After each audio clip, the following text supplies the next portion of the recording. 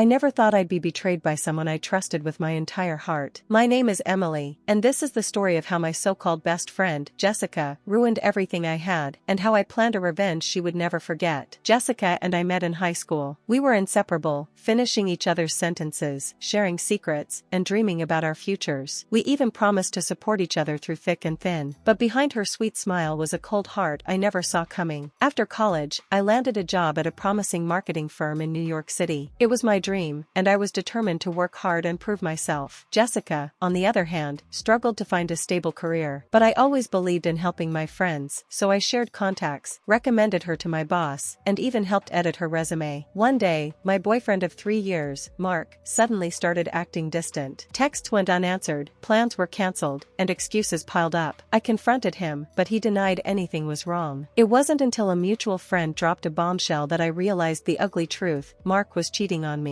And the person he was seeing was none other than Jessica. My world shattered. The betrayal stung like 1,000 knives. Not only had Jessica stolen my boyfriend, but she also took my trust and friendship and crushed them beneath her feet. I felt lost, humiliated, and furious. But anger turned into a fierce determination to reclaim my life and teach Jessica a lesson she'd never forget. I knew Jessica wasn't as smart as she thought she was, and she had a massive weakness: her greed. I started digging into her background, watching her every move. It wasn't long before I uncovered a secret. Jessica had been living beyond her means, lying about her job, and taking loans from shady lenders. If I played my cards right, I could bring her world crashing down. So I crafted a plan. I pretended to forgive her, acting broken and desperate for closure. I let her believe she had won, that she'd broken me and stolen everything. Little did she know, I was setting the stage for her ultimate downfall. This was just the beginning. After my world collapsed, I knew I had to stay calm and collected. I couldn't let Jessica see the fire burning inside me, not yet. Revenge isn't about impulsive anger, it's about patience and precision. I reached out to Jessica like nothing had happened. I sent her a message saying, "Can we talk? I want to move past this." She replied instantly, probably thinking I was still broken and desperate. Perfect. Our meeting was at a quiet cafe, the kind where nobody knows your name. Jessica arrived smiling, smug and confident, her victory already seeming complete in her mind. But I was wearing a mask, calm, friendly, and fake. I told her I was hurt but ready to forgive. I said, "We were best friends, Jess. I can't lose that. I just want things to go back to normal." She laughed softly. "You're too nice, Emily. You always were." What she didn't realize was that I'd already started planting seeds to ruin her. Remember how I mentioned Jessica's financial lies? I found out she'd taken loans from some dangerous people. I contacted one of those lenders anonymously and tipped them off about her fake job and unpaid debts. Within days, she started getting threatening calls and notices. Jessica's smile faded fast. Next, I used social media to subtly expose her lies. I posted photos of her luxury lifestyle but captioned them with comments hinting it was all fake. People began questioning her. The whispers started. Her reputation, something she'd desperately clung to, started crumbling. Meanwhile, Jessica kept pushing Mark away, trying to maintain her hold on him. But Mark was conflicted. He knew I hadn't given up, and guilt was eating him alive. One night, he called me, confessing how miserable he was, how Jessica's betrayal was only the beginning of his problems. I told Mark, "You made your choice, but it's not too late to fix your mistakes." Jessica, feeling cornered, started making desperate moves. She texted mutual friends, trying to isolate me, spread lies about me, and make me look crazy. But because I stayed calm and collected, my friends stood by me. Jessica was losing allies fast. By now, I was ready for the final act. I wasn't going to just destroy Jessica's lies. I was going to take everything she ever wanted from me, piece by piece. And I knew exactly how. Jessica thought she had won, but she was about to learn the hard truth. Revenge isn't just about hurting someone, it's about reclaiming your power and dignity. I planned my final move carefully. Jessica's biggest pride was her social status, the glamorous parties, the expensive clothes, the illusion of success she desperately clung to. If I could destroy that, I'd strip her bare in front of everyone she cared about. I contacted a local news blogger known for exposing scams and shady characters. I sent her all the evidence I'd gathered, fake job documents, the unpaid loans, and even screenshots of Jessica's lies to mutual friends. The blogger loved the scoop and promised to run an exclusive. The story went viral overnight. Jessica's name was everywhere, in headlines, social media, group chats. She was exposed as a fraud and a liar. Invitations to parties stopped. People unfollowed her online. The so-called friends she had turned their backs in an instant. Jessica called me, begging for mercy, tears streaming down her face. "Emily, please, I'm sorry. I never meant to hurt you. Can we just forget all this?" I paused. The old me would have forgiven. But this Emily, the one who'd survived betrayal and emerged stronger, wasn't about to let her off that easy. "No, Jessica, you broke my trust, stole my boyfriend, and lied to everyone. This is what you get." Then I dropped the final bombshell. I told Mark everything, how Jessica had used him to climb social ladders, how she lied about her life, and how she never truly loved him. Mark finally saw the truth, ending things for good. With Jessica's lies exposed and her relationships shattered, I finally felt free. I wasn't just a victim anymore. I was the woman who fought back, who took control of her story, and won. And the best part? Watching Jessica realize she'd lost everything she ever cared about, all because she underestimated me.